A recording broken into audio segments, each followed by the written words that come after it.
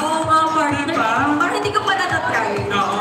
Yung denim wear natin pwede rin gawing summer wear. Why not? Yes, partner.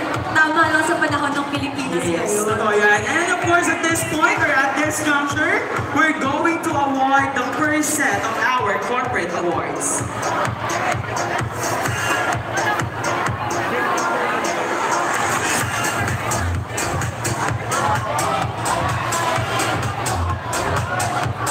Kumusta ating candidates? Okay? Okay kayo?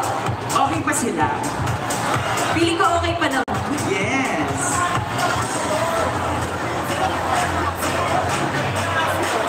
Can we have the envelope or the results?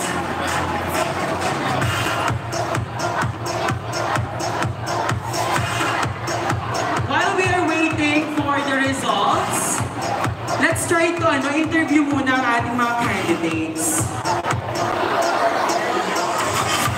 Ayan, partner, sige puntahan natin. Sino ba dito yung mga sinisigawan ng ating mga supporters? Sino? Number?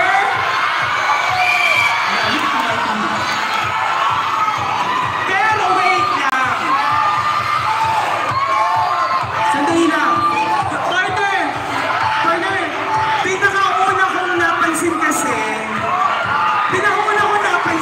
Sandali lang kasi. Sorry na po. Excited sobrang. Gusto nyo ba lahat interview natin? Pero hindi, pinakamat napansin ko kasi, yung balot na balot siya kanina. Tapos biglang pagtanggal, mula ulo hanggang katawan, anong natira? Kumusta ka? Okay naman po at masayang nire-representa ang barangay na San Jose! Ay, pang San Jose! Nasa ng San Jose! Ayan, maraming salamat. Partner ikaw, kasi tangkad mo yung katabi mo. Tignan mo yung footwear. Grabe. O, diba? Pangarap ko magkaroon ng ganitong sapatos eh. Pwede pahiram ako mamaya. Ano size lang pa ako? Ay, 10. Ay, sumobra lang ng 0.5. Ay, sumobra lang. Okay na yan, lagyan ko na lang From ng anong 5. barangay siya, partner? Anong barangay ka, male candidate number 7? Bagong bayan. Ayan, bagong bayan. Home court niya. Nasa bagong bayan tayo ngayon. Yes. Next naman natin, dito naman tayo. Ayan. Kamusta yan? Ano yun, no? I forgot, si Dr. Strange, parang ganun yung effect nito. Ano pangalan mo? Taga saan ka? John Romeo Rodriguez po. Represent ang barangay San Nicolas. San Nicolas! Ayan!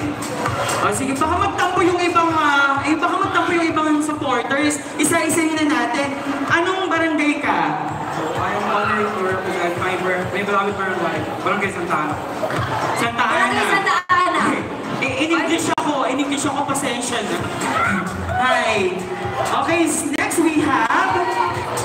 San Francisco.